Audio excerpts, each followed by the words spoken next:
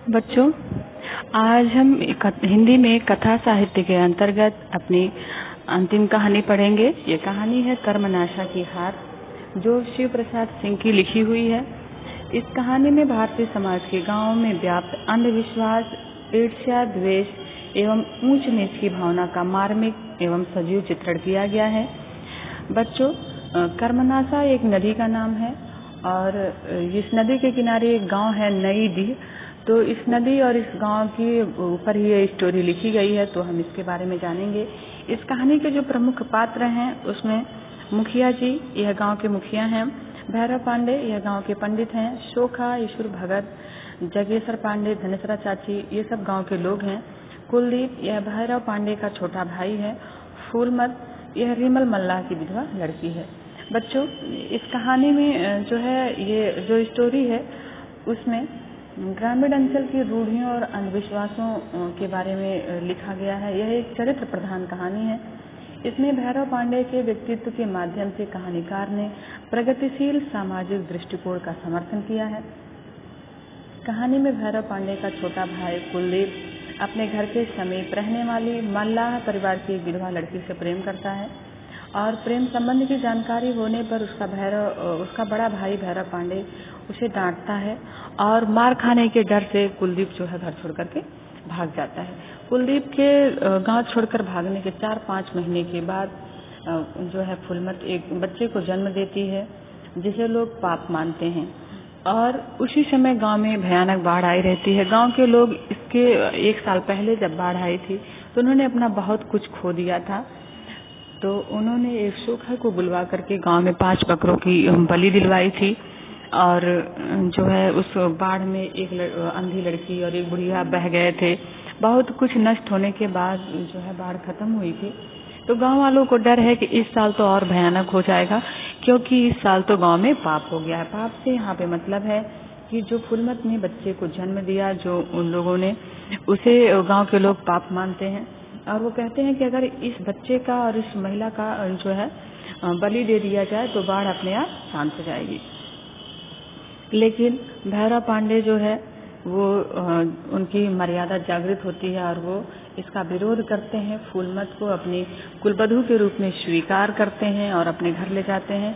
इसी के साथ जो है गांव वालों का मुंह बंद हो जाता है, वह कुछ कहना बंद कर देते हैं और जो है धीरे धीरे नदी का पानी भी शांत हो जाता है।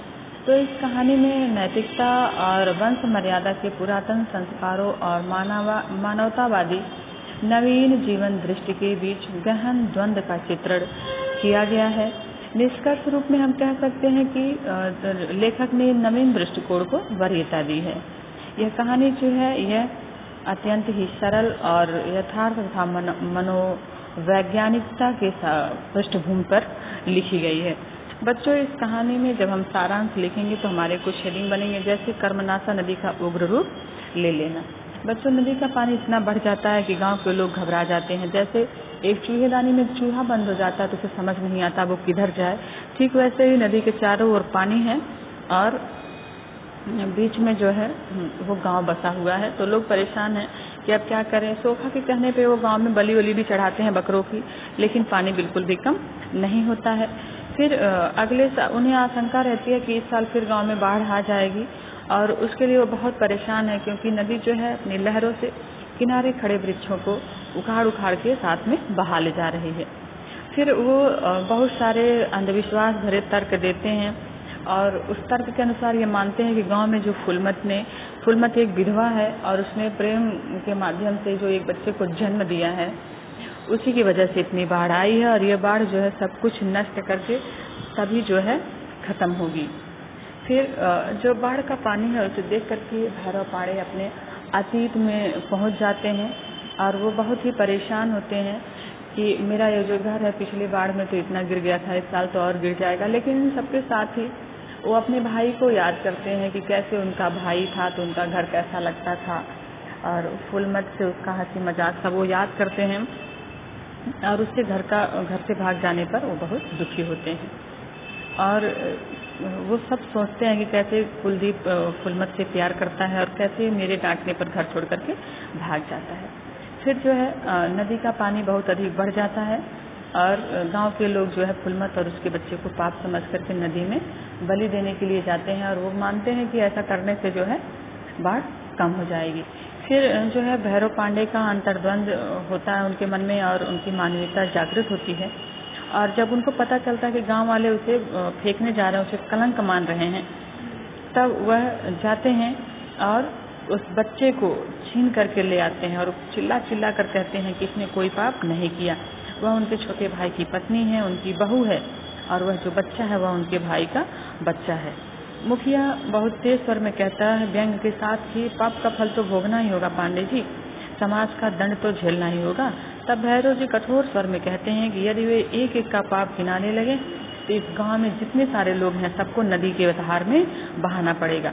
सारे गांव वाले डर जाते हैं, स्तब्ध रह जाते हैं और कर्मनाशा की जो लहरें हैं यानी कि जो नदी का पानी है वह भी जैसे उनके व्यक्तित्व को देख करके डर जाता है और पानी की लहरें आती हैं और पछाड़ खा खा करके पराजित होती रहती हैं। ऐसा लगता है कि गांव वालों के साथ साथ नदी ने भी हार मान ली।